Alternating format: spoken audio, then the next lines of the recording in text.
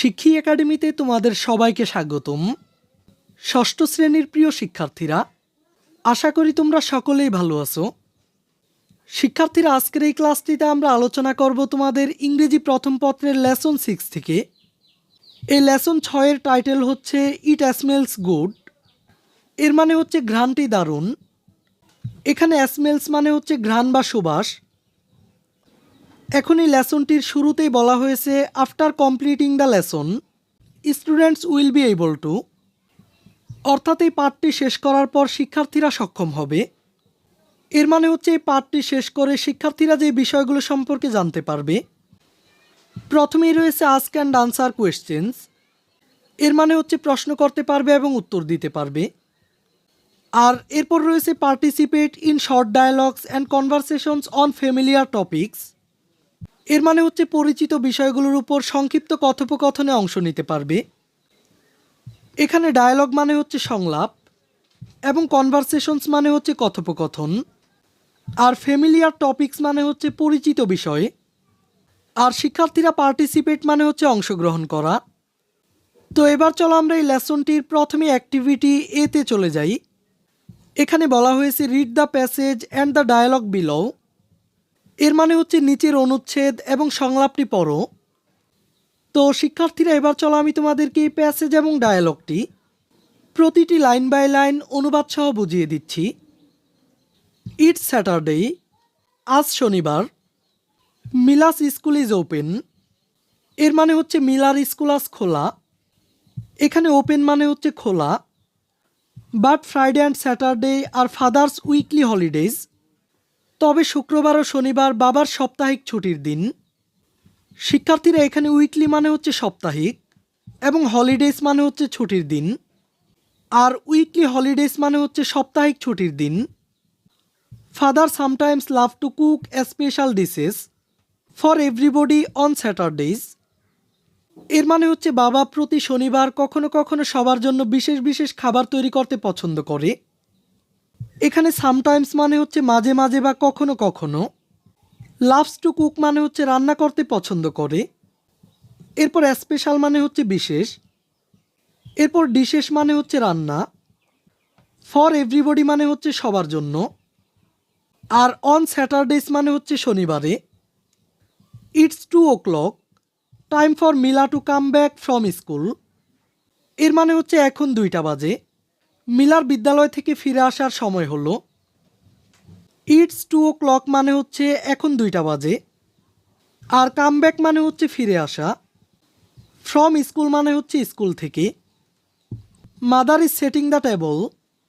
এর মানে হচ্ছে মা টেবিল সাজাচ্ছেন। এখানে সেটিং মানে হচ্ছে সাজানো। মিলাস 2 younger sisters are playing in the living room. অর্থাৎ মিলার ছোট 2 বোন থাকার ঘরে খেলাধুলা করছে। শিক্ষার্থীরা, ইয়াঙ্গার সিস্টার্স মানে হচ্ছে ছোট বোন, প্লেয়িং মানে হচ্ছে খেলাধুলা করা, আর লিভিং রুম মানে হচ্ছে থাকার ঘর বা শোবার ঘর। The doorbell rings, Mila comes in. অর্থাৎ কলিং বেল বাজছে, মিলা ভেতরে ঢুকে। এর মানে হচ্ছে মিলা স্কুল থেকে ফিরে এসেছে। এখন সেই সময়ের একটি কথোপকথন নিচে দেওয়া হয়েছে, যেখানে প্রথমেই মিলা বলছে hi mom, I am back, where's বাবা। অর্থাৎ এই যে মা, আমি এসে গেছি, বাবা কোথায়। এখানে আই এম ব্যাক মানে হচ্ছে আমি ফিরে এসেছি এবং হোয়ার ইজ বাবা মানে হচ্ছে বাবা কোথায়। এরপর মিলার মা বলল ইন দ্য কিচেন, অর্থাৎ রান্নাঘরে। টুডে ইজ স্যাটারডে, রিমেম্বার, আজ যে শনিবার তা কি মনে আছে। শিক্ষার্থীরা, এখানে কিচেন মানে হচ্ছে রান্নার ঘর, টুডে মানে হচ্ছে আজ, আর রিমেম্বার মানে হচ্ছে মনে রাখা। মিলার মা মিলাকে বলছে আজ যে শনিবার তা কি মনে আছে। এরপর মিলা বলল রাইট, বাবাস কুকিং ডে, অর্থাৎ হ্যাঁ, বাবার রান্নার দিন। এরপর মিলা তার বাবাকে বলল হাই বাবা, what are you cooking today. এর মানে হচ্ছে এই যে বাবা, আজ কি রান্না করছো। It smells good. এর মানে হচ্ছে খুব ভালো সুবাস ছড়াচ্ছে। এরপর মিলার বাবা বলল it's morog polao dear, your favourite dish. এর মানে হচ্ছে এটি মোরগ পোলাও, তোমার প্রিয় খাবার। এখানে ফেভারিট মানে হচ্ছে প্রিয়, আর ডিশ মানে হচ্ছে খাবার। এরপর মিলা বলল ক্যান আই ট্রাই সাম, এর মানে হচ্ছে আমি কি একটু খেয়ে দেখতে পারি। এরপর মিলার বাবা বলল নো ইউ ক্যান্ট, না তুমি পারো না। You know the rule don't you, এর মানে হচ্ছে তুমি কি নিয়ম জানো না।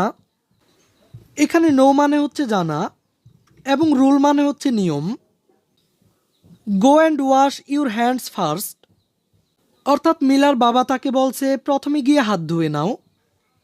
তারপরে মিলা বলল প্লিজ বাবা আই এম কামিং সুন, এর মানে হচ্ছে মিলা তার বাবাকে বলছে একটু দাও না, আমি এখনই আসছি। এখানে কামিং সুন মানে হচ্ছে শীঘ্রই আসা। এরপর বাবা বলল ওকে ঠিক আছে, হেয়ার ইজ ইউর ডিশ, এই নাও তোমার খাবার। আর তখন সবশেষে মিলা বলল ইট টেস্ট সো ডেলিসিয়াস, এর মানে হচ্ছে ও খুব সুস্বাদু লাগছে। এখানে ডেলিসিয়াস মানে হচ্ছে সুস্বাদু। শিক্ষার্থীরা এখন চলো আমরা অ্যাক্টিভিটি A1-এ চলে যাই। এখানে বলা হয়েছে ওয়ার্ক উইথ এ পার্টনার, অর্থাৎ সহপাঠীর সাথে কাজ করো।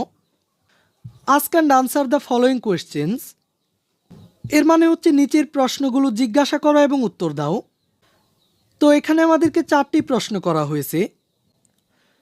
প্রথম প্রশ্নটি হলো হোয়াটস ইউর ফেভারিট ফুড, অর্থাৎ তোমার প্রিয় খাবার কি। আর দ্বিতীয় প্রশ্নটি হলো where do you usually have it, অর্থাৎ সচরাচর তুমি এটি কোথায় পাও। আর তৃতীয় প্রশ্নটি হলো হু প্রিপেয়ারস ইট, এর মানে হচ্ছে এটি কে তৈরি করে। আর সবশেষ 4 নং প্রশ্নটি হলো হাউ ডাজ ইট টেস্ট, অর্থাৎ এটির স্বাদ কেমন, এর মানে হচ্ছে এই খাবারটির স্বাদ কেমন। তো চলো আমরা এই প্রশ্নগুলোর সমাধান দেখে নিই। প্রথম প্রশ্নটি ছিল হোয়াটস ইউর ফেভারিট ফুড, অর্থাৎ তোমার প্রিয় খাবার কি। উত্তরটি হলো my favourite food is chicken biryani, এর মানে হচ্ছে আমার প্রিয় খাবার চিকেন বিরিয়ানি। আর দ্বিতীয় প্রশ্নটি ছিল where do you usually have it, এর মানে হচ্ছে তুমি সাধারণত এটি কোথায় পাও। এর মানে হচ্ছে যে এই খাবারটি তোমার প্রিয়, এটি তুমি সাধারণত কোথায় পাও। This is occasionally cooked at our home, অর্থাৎ এটি মাঝে মাঝে আমাদের বাসায় রান্না করা হয়। আর পরের প্রশ্নটি ছিল হু প্রিপেয়ার ইট, অর্থাৎ এটি কে প্রস্তুত করেন, এর মানে হচ্ছে তোমার প্রিয় খাবারটি কে প্রস্তুত করেন। উত্তরটি হলো মাই মাদার কুক দিস, এটি আমার মা রান্না করেন। আর সবশেষ প্রশ্নটি ছিল হাউ ডাজ ইট টেস্ট, অর্থাৎ এটি খেতে কেমন স্বাদ। উত্তরটি হলো ইট টেস্ট ভেরি ডেলিসিয়াস, এটি খেতে খুবই সুস্বাদু। শিক্ষার্থীরা তোমরা কিন্তু চাইলে তোমাদের নিজেদের পছন্দ মতো উত্তর করতে পারো। শিক্ষার্থীরা এখন চলো আমরা অ্যাক্টিভিটি A2 এর কাজটি দেখে নিই। এখানে বলা হয়েছে practice the conversation in section A with a friend, এর মানে হচ্ছে একজন বন্ধুর সাথে এ সেকশনের কথোপকথনটি অনুশীলন করো। তো শিক্ষার্থীরা এই কাজটি তোমরা নিজেরাই করার চেষ্টা করবে। তো আমরা এখন অ্যাক্টিভিটি A3 এর কাজটি দেখে নিব। এখানে বলা হয়েছে fill in the blanks in the following sentences with the verbs in the box with their correct forms, অর্থাৎ বক্সের উপযুক্ত ক্রিয়াগুলো দিয়ে নিচের শূন্যস্থানগুলো পূরণ করো। আমাদেরকে এখানে এই বক্সটিতে কয়েকটি ভার্ব বা ক্রিয়া দেওয়া হয়েছে, আর বলা হয়েছে এখান থেকে উপযুক্ত ভার্ব দিয়ে শূন্যস্থানগুলো পূরণ করো। তো শিক্ষার্থীরা চলো আমরা এই কাজটির সমাধান দেখে নিই। আমরা প্রথমে এই বক্সটির ভার্বগুলোর অর্থ জেনে নিব। এখানে স্মেল মানে হচ্ছে গন্ধ ছড়ানো, আর সি মানে হচ্ছে দেখা, এরপর লুক মানে হচ্ছে দেখানো অথবা দেখতে, এরপর নো মানে হচ্ছে জানা বা চেনা, লাইক মানে হচ্ছে পছন্দ করা, এবং ওয়ান্ট মানে হচ্ছে চাওয়া। এখানে প্রথম সেন্টেন্সটির ফাঁকা জায়গায় হবে know. I know him very well, এর মানে হচ্ছে আমি তাকে খুব ভালোভাবে চিনি বা জানি। এখানে নো মানে হচ্ছে চেনা বা জানা। এরপর দ্বিতীয় বাক্যটির শূন্যস্থানে হবে looks. The new dress looks great, অর্থাৎ নতুন জামাটি দারুণ লাগছে অথবা নতুন জামাটি দারুণ দেখাচ্ছে। শিক্ষার্থীরা এখানে লুকস মানে হচ্ছে লাগছে বা দেখাচ্ছে। আর তৃতীয় বাক্যটির শূন্যস্থানে হবে likes. Rina likes to collect stamps. এর মানে হচ্ছে রিনা ডাক টিকিট সংগ্রহ করতে পছন্দ করে। এখানে লাইকস মানে হচ্ছে পছন্দ করা। আর পরবর্তী বাক্যের শূন্যস্থানে হবে see. I can see a butterfly near the flowers. এর মানে হচ্ছে ফুলগুলোর কাছে আমি একটি প্রজাপতি দেখতে পাচ্ছি। এখানে সি মানে হচ্ছে দেখা। এরপর পরবর্তী বাক্যের শূন্যস্থানে হবে smells. The flower smell sweet. এর মানে হচ্ছে ফুলটি মিষ্টি সুবাস ছড়াচ্ছে। এখানে স্মেলস মানে হচ্ছে সুবাস ছড়ানো। আর সবশেষ বাক্যটির শূন্যস্থানে হবে wants. Murad wants to buy a dictionary. এর মানে হচ্ছে মুরাদ একটি অভিধান বই কিনতে চায়। শিক্ষার্থীরা এখানে ওয়ান্টস মানে হচ্ছে চাওয়া। শিক্ষার্থীরা এখন তোমরা একটা বিষয় লক্ষ্য করো, এখানে উপরের বক্সে দেওয়া হয়েছে লুক, কিন্তু আমরা এখানে লিখেছি লুকস। আর কারণ হচ্ছে সাবজেক্ট যখন থার্ড পারসন সিঙ্গুলার হয় তখন আমাদেরকে ভার্বের সাথে এস বা ইএস যোগ করতে হয়। যেমন এখানে লুক হয়েছে লুকস, স্মেল হয়েছে স্মেলস এবং ওয়ান্ট হয়েছে ওয়ান্টস। এখন চলো আমরা সবশেষে এই লেসনটির অ্যাক্টিভিটি A4 এর কাজটি দেখে নিই। এখানে বলা হয়েছে রিড দ্য প্যাসেজ বিলো, অর্থাৎ নিচের অনুচ্ছেদটি পড়ো। Which verb from is appropriate. এর মানে হচ্ছে অনুচ্ছেদ থেকে উপযুক্ত ভার্বটি বেছে নাও। এরপর বলা হয়েছে underline the word you choose. এর মানে হচ্ছে নির্বাচিত শব্দটির নিচে দাগ দাও। তার মানে প্রথমেই আমাদেরকে এই টেক্সটটি পড়ে নিতে হবে। শিক্ষার্থীরা তোমরা খেয়াল করলে দেখতে পাবে এখানে কিছু কিছু জায়গায় গাঢ় কালো অংশ রয়েছে। আর এই প্রতিটি গাঢ় কালো অংশে দুটি করে ভার্ব দেওয়া হয়েছে। আর শিক্ষার্থীরা আমাদেরকে বলা হয়েছে সঠিক ভার্বটির নিচে দাগ দাও। তো শিক্ষার্থীরা চলো আমরা সঠিক ভার্বগুলোকে চিহ্নিত করি। Shikhabanu works or is working as a waitress in a restaurant in Chattogram. শিক্ষার্থীরা এখানে কিন্তু দুটি ভার্ব দেওয়া হয়েছে, একটি হচ্ছে ওয়ার্কস এবং আরেকটি হচ্ছে ইজ ওয়ার্কিং। এখানে সঠিক ভার্বটি হবে works. Shikhabanu works as a waitress in a restaurant in Chattogram, অর্থাৎ শিখাবানু চট্টগ্রামের একটি রেস্তোরাঁয় পরিচারিকা হিসেবে কাজ করেন। She takes order and serves foods to customers. তিনি অর্ডার গ্রহণ করেন এবং ক্রেতাদের কাছে খাবার পরিবেশন করেন। But today the chef cook has suddenly fallen ill. তবে আজ প্রধান বাবুর্চি হঠাৎ অসুস্থ হয়ে পড়েছেন। So she helps or is helping the other cooks in the kitchen. শিক্ষার্থীরা এই অংশেও কিন্তু দুটি ভার্ব দেওয়া হয়েছে। এখানে সঠিক ভার্বের ফর্মটি হবে is helping. So she is helping the other cooks in the kitchen. তাই তিনি রান্নাঘরে অন্যান্য বাবুর্চিদের সাহায্য করছেন। She makes or is making pudding. শিক্ষার্থীরা এখানে দুইটি ভার্বের মধ্যে সঠিক ভার্বটি হবে is making. She is making pudding. তিনি পুডিং তৈরি করছেন।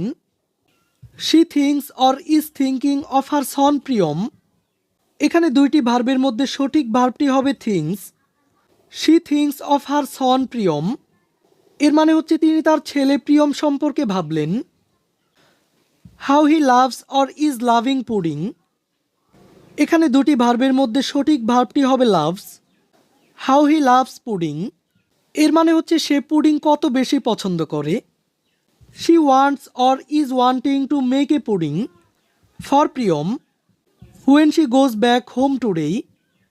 এখানে দুইটি ভার্বের মধ্যে সঠিক ভার্বটি হবে ওয়ান্টস।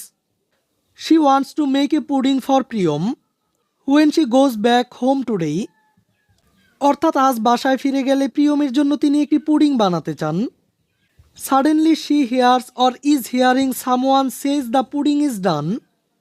এখানে দুইটি ভার্বের মধ্যে সঠিক ভার্বটি হবে here's. Suddenly she here's someone says the pudding is done আপা। অর্থাৎ তিনি হঠাৎ করে কাউকে বলতে শোনেন আপা পুডিং হয়ে গেছে। Shall I take it off the oven. অর্থাৎ তাকে জিজ্ঞাসা করছে চুলা থেকে কি এটি তুলে নিবে। With a start Shikhabanu says or is saying oh yes please do. এখানে এই দুইটি ভার্বের মধ্যে সঠিক ভার্বটি হবে সেইজ। শিখাবানু চমকে উঠে বললেন, ও এটি তুলে ফেলুন। তো শিক্ষার্থীরা কোন জায়গায় কোন ভার্বটি হবে সেটি কিন্তু আমরা দেখে ফেললাম। আজকের এই ক্লাসটিতে এই পর্যন্তই। আমরা পরবর্তী ক্লাসটি শুরু করব লেসন 7 থেকে। শিক্ষার্থীরা তাই পরবর্তী ক্লাসটি পাওয়ার জন্য এই চ্যানেলটিকে এখনই সাবস্ক্রাইব করে রাখো।